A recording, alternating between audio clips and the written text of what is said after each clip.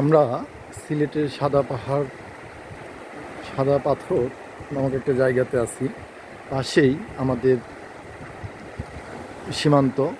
সীমান্তের ওপারে ইন্ডিয়ান বর্ডারে ইন্ডিয়ান পাহাড় দেখা যাচ্ছে অনেকগুলো। তারই নিচে আমাদের পাথর বেছানো ভূমি। আমরা অসাধারণ একটা অনুভূতি উপভোগ করছি, অসাধারণ একটা দৃশ্য উপভোগ করছি। আমার প্রিয়জনদের কথা মনে পড়ছে।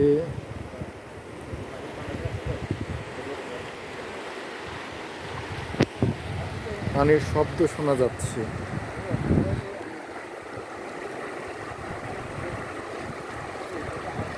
শব্দ শোনা যাচ্ছে, পানি বয়ে যাওয়ার শব্দ, কুলকুল শব্দ শোনা যাচ্ছে।